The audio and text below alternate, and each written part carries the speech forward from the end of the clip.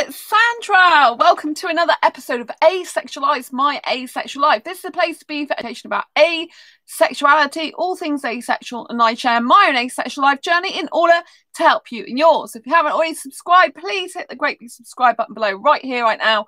Please hit that bell icon to get notified of every time I go live right now, post a new video. And then we get to give this video a thumbs up if you find the content useful, helpful, insightful in any way, shape or form, or you just want to give this channel like love. I really appreciate it. So in a moment, we're going to discuss signs you might have been asexual at a young age, or if you're watching this now, you are a young age, then signs you might be asexual. But first of all, if you don't know who I am Sandra Bellamy, author of this awesome Asexual Perspectives, 47 Asexual Stories, Love, Life and Sex, a celebration of asexual diversity book. So let's get into it then. So basically, I didn't realise growing up as a teenager and even as a kid that I was asexual. But looking back, there were clear signs that I very much was asexual from like being a toddler. There was some signs. And I only was able to look back at my life after having discovered I'm asexual and what asexuality means and how I fit into the spectrum, and decipher all that experience, if you like, from my youth. Obviously I'm still young, but you know, like from like toddler and teenager, all that type of thing, you know. So I'm going to go through some of these things with you now that can help you decide if you recognize that you are asexual from a very early age. Or, you know, if you've got someone young who's maybe a bit different and you're thinking, could they be asexual? This is some of the signs to look out for. So sign number one is they are not interested in getting physically close to anyone. So you might find that someone who's asexual it has issues with needing to be physically at a distance from other people. So maybe some children go around hugging and kissing in the playground, that type of thing. But a person who is asexual might display characteristics of like maybe wanting to push that scenario away, maybe wanting to keep a distance naturally from the opposite gender, for example. And, you know, really, really not into that. It's not something that they naturally do even as a youngster. Number two is they don't like playing doctors and nurses. So if you didn't know what doctors and nurses are, it's when young guys and girls, or young people should I say, explore each other's genital areas. And apparently it's called doctors and nurses. For me, that is very, very hideous concept. I got told this by a counsellor who I went to see because I had an experience when I was 6 years old that I didn't like. And I was very upset about it. But they said, oh, that's just doctors and nurses. It's what kids do. For me, that was an invasion of me. I felt really distraught for many years, really guilty, really bad, and I hated the whole thing and knew it was wrong. Whereas this counsellor couldn't understand why I felt so concerned about something that happened when I was 6, and I saw this counsellor between the age of 17 and 19 years old. So, you know, a lot of years has passed. You know, like well over 10 years has passed. So, you know, it's perfectly natural for someone who's asexual to not want sexual contact, you know, of any sort basically. And so if you're a youngster who wasn't, you know, was offered that type of thing, or, you know, you had a friend who wanted to do that with you, but it just really repulsed you and you thought that was really strange and weird, then that can be another sign that you are asexual, because you just don't get those natural feelings that that's okay. Number three is once you reach the teenage years and you hear a lot of people you know, talking about sex. You hear a lot of people at school talking about, you know, being hot, you know, popping the cherry, maybe disgusting kind of language like that, you know, doing sexual signs like this, and talking about, oh, have you had sex yet? and asking all these questions, maybe not directly to you, but it's in the school classroom. I used to hear this type of thing, you know, and you're just not interested in it. You're kind of like zoning out, thinking, oh my gosh, is that all there is to life? And you kind of like really don't want to get involved. Maybe you feel either embarrassed, really uncomfortable, and you just really, really, really just don't want to be there. It's like, can I run from the room right now, please, and escape? Number 4 is if you have got to the stage where you're in a relationship with a boyfriend and sex never, or girlfriend or partner, whatever gender, sorry, I said boyfriend automatically because I am just attracted to guys. So when you get into a relationship for the first time and sex doesn't even enter your head, you never even think about it. You know, you're thinking maybe you're thinking about some kissing, cuddling, hugging. Maybe you're not even thinking about that much, you know. But it's kind of like you're just not thinking about sex. It never enters your head, and then your boyfriend or girlfriend or partner says something to you that kind of like triggers the fact that they want sex with you, and you're like, hang on a minute, oh my god, this is out of the blue, and it kind of shocks you. And you're like, do people really want to do that? Do they want to do it with me? Like, how does that even work? Like, why would I want to do that? Like, isn't that a bit strange? All these type of thoughts, some or all of them or one of them might be going through your head at the time that this happens.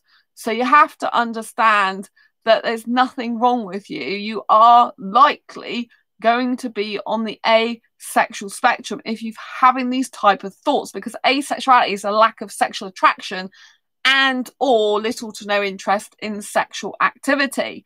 When I was 15, my boyfriend at the time was interested in sex. I didn't realise he was interested. Well, he didn't tell me he was interested in sex. He just showed me a condom, and I'm like, that's nice. And I just thought it was something he wanted to have in his drawer. I had no idea he wanted sex with me. It didn't even cross my mind. Afterwards, I felt, oh my gosh, that's a bit, oh, thanks for the thumbs up. I thought that was a bit weird that it never even crossed my mind. But it didn't, because I genuinely didn't think about sex at all. It just never entered my head. And I never thought of my boyfriend at the time wanting that with me. I mean, I was just enjoying my life, and I fancied this guy, but I didn't actually love this guy. And it was kind of like really strange. I didn't have a very good experience with him because he tried to have sex when I didn't want. So that was really horrible. Anyway, moving on from that, number 5 is as you continue, you know, to go through your teen years, nothing really changes. And you might be a person who is romantic asexual. So you think of, you know, when you see that person that you're interested and attracted to, you might be attracted to them aesthetically, romantically. You might daydream about them. You might think about holding their hand and cuddling them. So there's the thoughts that are going through your mind are kind of more pure thoughts. They're more thoughts that aren't of a sexual nature. They're just like love and companionship and caring for one another. Those type of things.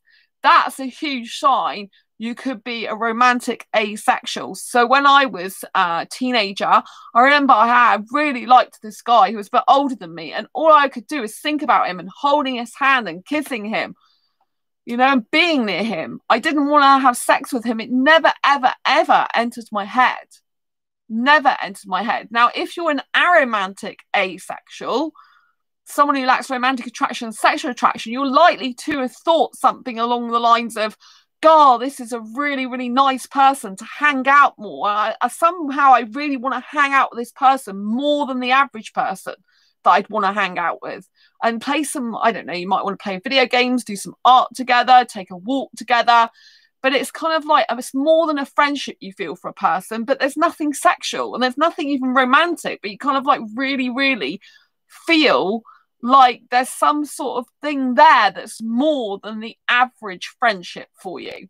So that would be a sign that you're likely to be an aromantic asexual, someone who's got some kind of like platonic attraction, but without it being at all sexual. So I hope you've enjoyed these 5 ways to tell if you know, you might be asexual from a very young age. If you think it will help anyone, please, please, please do share it with a friend or anyone you think may benefit from this information, because I think it's really important for asexuals, including teenage asexuals, to realize they are absolutely valid. They are absolutely, you can be asexual at 13 years old. You can be asexual at 15. In fact, for me, I think you even more kind of can see that you're asexual if you just don't experience any feelings of a sexual nature, if you don't look at anyone and think, you know, about sex. You know, if it ever enters your head, maybe you maybe turn out later to be on the more sexual end of the asexual spectrum. It's possible, you know, and everyone and anyone can actually change. But if you're at a stage where you think, yeah, I just don't think about stuff like that, it doesn't enter my head, I don't feel that way, it doesn't, you know, it's not comfortable for me to even think about that, I'm not bothered about that, you know, the sex or even doing sexual acts, and it's highly likely and probable that you are on the asexual spectrum somewhere, and you are perfectly valid. It doesn't matter if you're 15, 12 years old, or if you're 55 years old. If you're asexual, you're asexual. And I don't want people to tell you, oh, you're just too young to know. You're just too young to understand yourself. Because that is just a load of bull, right? I got told by a doctor at 15 years old that I would want children later on. I changed my mind. I still haven't changed my mind. I'm not going to change my mind. I'm categorically 100% not wanting children. I knew at 15 years old, I definitely never wanted them of my own. I never, ever, ever wanted to be pregnant. I'm actually pregnant at sea, repulsed for myself really badly. And I knew that if I ever did want kids, I would adopt in the future. But I pretty much already decided there and then that that wasn't going to be something I would want either. So don't let some person come along in your life and tell you what you can and can't be, right? Because you are valid, your feelings are real, and you deserve to be taken seriously. And I really wish there was more education in schools about asexuality so that every teenager had the opportunity to understand about the sexual orientation that's a lack of sexual attraction and can actually decide for themselves if they're asexual or not, and can actually know that you don't have to have sex and it's okay, because unfortunately the world at large seems to validate people's love and affection and caringness through sex, and that is damn right wrong, right? Sex is a physical expression that some people like to do. It isn't love. Love and sex often go together for two people or more, but it doesn't, you know, equate to one being the same as the other. You always have a choice in life. And if you're a teenager who is listening to this now, or you've got a friend or relative or someone you know you think's asexual, I just want you to know you're perfectly valid. Don't feel so alone and lost in school that that everyone's talking about sex and you feel like there's something wrong with you because you don't feel that way. You're not naturally inclined that way, and you just can't understand why the world feel like some alien to you. I understand because I've been there, you know? I've been there. I didn't even realise I was asexual at the time, you know, and it can be very lonely, and it can be very like you've got to have sex in order to be loved. That's what I honestly thought. I honestly thought I have to have sex in a relationship in order to be loved, because that's the only way that relationships work. You have to have sex in a relationship. And it's disgusting. It's a very bad message. And especially if you know my story of how I found out I was asexual. I went to a counsellor because I just couldn't have sex anymore. I had it in the past. And she said, you must, you know, have sex if you want to keep a good guy. Well, you're going to have sex if you want to keep a good guy, was her actual words. And I was just so shocked. This is a counsellor who in the UK is paid by the NHS, National Health Service. You know? A professional, meant to be a professional. That is really totally unprofessional in my opinion. And I hope that you never, ever have to have an experience like I had like that, because it is disgusting. And I'm here to tell you that it's okay if you're a teenager and you don't want sex. It's okay if you're a toddler and not even interested in any physical contact whatsoever. It's okay if you're an adult and sex is not for you, and that you can love and live and be happy without sex. And I want to let you know from the bottom of my heart, you're perfectly valid and I love you to bits. Thank you for being part of my community here. I'll see you on the next live stream or video. If you like this video, please give it a thumbs up. Like I said, share it with anyone who you think may benefit from it. And I'll see you on the next video or live stream. as I always say, embrace your quirky and each other's, and I'll see you all on the next video or live stream. Take care. Bye. Lots of love. Bye.